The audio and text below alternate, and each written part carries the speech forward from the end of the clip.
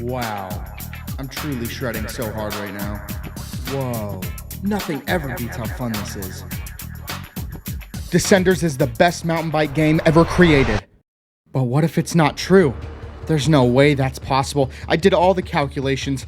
I went to every good pondering area in my room and I thought it over. There's only one way to find out. The rules here are very, very simple. Go on Steam, search the term mountain bike, sort by user review, death scroll all the way to the bottom where I can only imagine these games get their funerals held.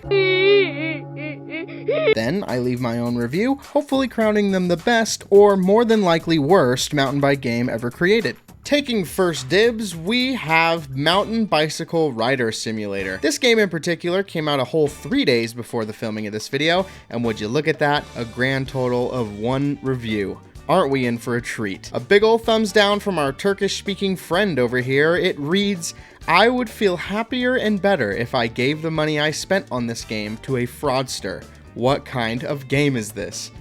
Ooh, hot start. I booted the game and was greeted by this amazing music. This music is so loud, at which point I learned it is impossible to turn down without opening the volume mixer on my computer. This settings tab only allows you to change the quality of the game and quite literally nothing else. A minor miscalculation which will paint a picture for what is to come. Although the game is controller compatible, what is the controls? You can't bunny hop. How do you pause? Okay, you can bunny hop. I would recommend using keyboard and mouse. Something else I had noticed is that it was impossible to crash no matter how hard I tried. Dude.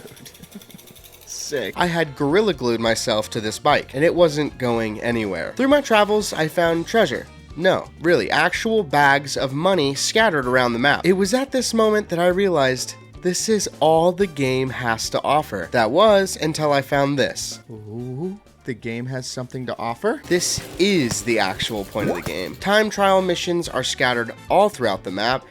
You know, just like in real life. He's alive here! 10 seconds up! He's dead! In all seriousness, this game could be fun with a lot of updates and new user interfaces, but as of now, it's unplayable. I mean, hey, I didn't play long enough to unlock all the different kinds of bikes. Maybe there's, you know, a better ride.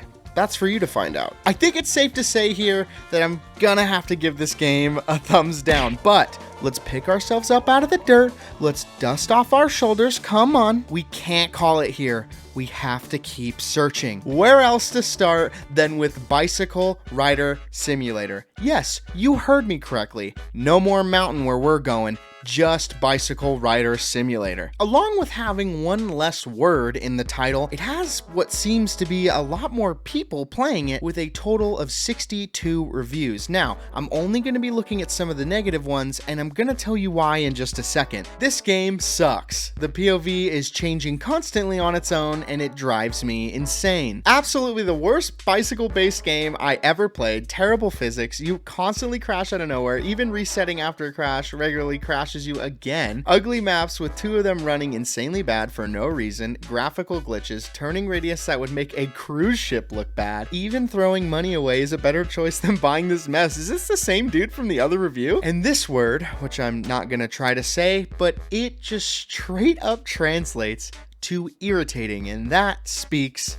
1,000 words. Then there's this person's review. I'm not going to read it all. It's obviously way too long, but the consensus is it's everything that we are about to learn on our own, but I just wanted to bring up this little thing that I found at the bottom. The developer seems to have resorted to buying Steam reviews to promote his game. At the time of writing this, there are 12 reviews, and at least 10 of them are from accounts that have been involved in review manipulation before. Wow. Okay, hot start. I think the only thing to do now is play the game and see if it's as bad as everyone is saying it is. And what a breath of fresh air this was compared to the last game. Off rip, we have no loud music, and the options tab actually gives you, well, options. Now, I know that's not a high bar to cross, but very welcoming either way. Speaking of options, you are able to change your rider, bike, and styles, and most important of all, maps. More maps, more fun, as I always say. After entering the game, though, I saw a frightening sight. Orbs. No, I'm not allergic to flying spears of energy, but the moment I laid eyes on those things, I knew their exact purpose. money. Seems like this game has learned a thing or two from a game with a very similar name. Nonetheless, can't get too nitpicky, I gotta learn the controls. One of which you can probably tell was my favorite. From the very beginning, I could tell this game was focused on the mountain biker riding experience, hence the name. But also, it showed me that there were no massive jumps to shred off and that I would have to make my own. And while trying to shred hard, I learned something fast. Remember how in the last game you could never crash? Well, let's flip that on its head. A small, unnoticeable rock will ruin your day in an instant. I get that it's a simulator, but I can tell you right now that this would not happen to me in real life. Okay. Right on. But at least when you crash, you get to enjoy what I can only coin as the most absurd respawn animation I have ever seen. I didn't even see that. Not to mention, if you go a little too hard, you will respawn completely invisible. Happens to me all the time.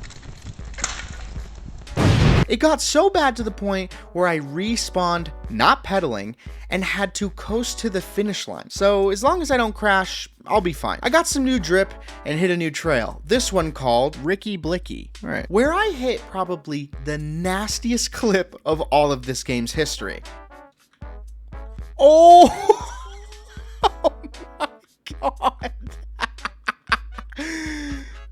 Oh, I didn't know I was beast mode. Also, while running another map, I found if you pedal very fast while the countdown is going, you can turn your bike into a ballistic missile. Oh.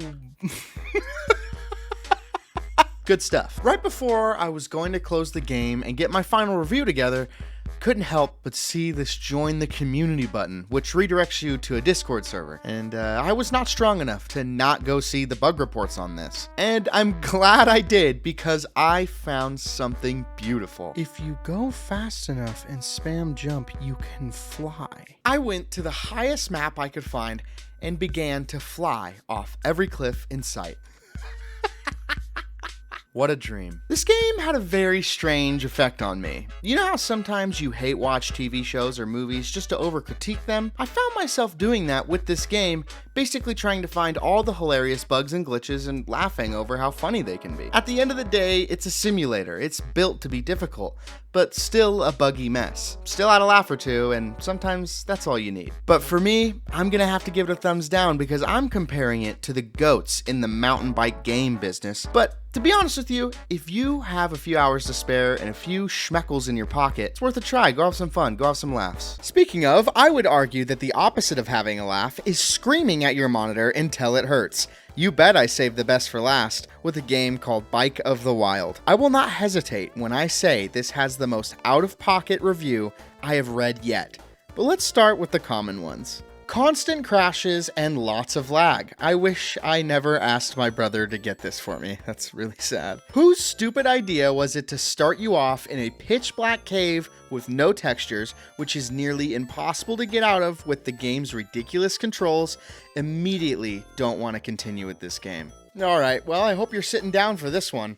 Horrible. Just horrible. This is no bike simulator. There's less control than a bloke with no legs sat in a cauldron trying to get over things using a sledgehammer. Seriously, did the dev learn to ride a bike as a child? Or did his dad make him drink 2 liters of vodka before allowing him to hop on the saddle? From the nasty clipping through the starting cave's vertical sides, the outside world looks lovely. However, I'm perpetually stuck in said cave, getting frustrated by the camera. The bike randomly... The bike's random movement and sense that my bicycle is actually being possessed by a blind paraplegic poltergeist dude. Still, at least the music is decent, though it is non-copyrighted free classical music. Oh, I'm probably going to turn that off. Oh, you think it's over? Having exited the cave before the 20 frames per second splendor of jerkiness, crossed with a brain-damaged child drawing, I now wish I'd stayed in the cave. Nice one, you're my first refund in almost 500 games and 7+ years. There's no way to turn it down, of course. First thing I learned is that a controller was needed to play the game, and as an avid gamer, you knew I had one on deck. And holy, was I in for a ride with this game. Immediately, I was feeling the rage build within my bones, but this was beyond what I was expecting. With 2 of the reviews becoming fact-checked instantly, the guy who said it reminded him of getting over it, he was not kidding. I spent way too long trying to escape the first hill in the beginning lobby. And you may say, Hunter, that's weird. You would expect there to be a sign telling you how to climb this hill. But you won't be able to read it until after you had climbed the nearly 90-degree angle at the start. You're gonna tell me this now? Not to mention a dark cave. Why? What a horrendous idea this was. Also, I would be lying if I didn't say the Ghost Rider didn't remind me of a certain game. But finally, I had made it to the end of the cave where, oh, wait. No. Where I was greeted with the worst render distance blur I have ever gazed upon. I don't get headaches often, but I'm feeling the burn now. I found my way to a skate park where I learned the controls a bit better and began my first adventure. But in this game, it's never that easy. I should mention that the sentient bicycle is allergic to trees, and the near sight of one will have Mr. Bikey having a quick seizure or two, or just straight up flying in the air. Once we had made it out of the forest, we began onward to Foodville. Here we come, Foodville, here we come. A city I had coined myself. It was at this point where I learned this bike is a full-on Faudian game, and the rage was just beginning. But for video's sake, I must take on the challenge. I will conquer this obstacle like my life depended on it. Then I immediately gave up and moved on, where I found Pencil Mountain. I know, unique name. Again, I coined it myself, which seems a little bit more in my wheelhouse. After a tremendous journey of what felt like hours, I had made it to the top of the mountain, where I was gifted with the best reward I could ever ask for. A picture of 2 mountain bikes hanging out. Hey you! Yeah, you. You like getting angry and frustrated and don't want to have a good time? Get this game. You'll love it. I hope you enjoyed this video. As I plan to grow the channel and focus on different topics, I hope you can grow with me. Join the Discord, subscribe, and thanks for watching. Peace.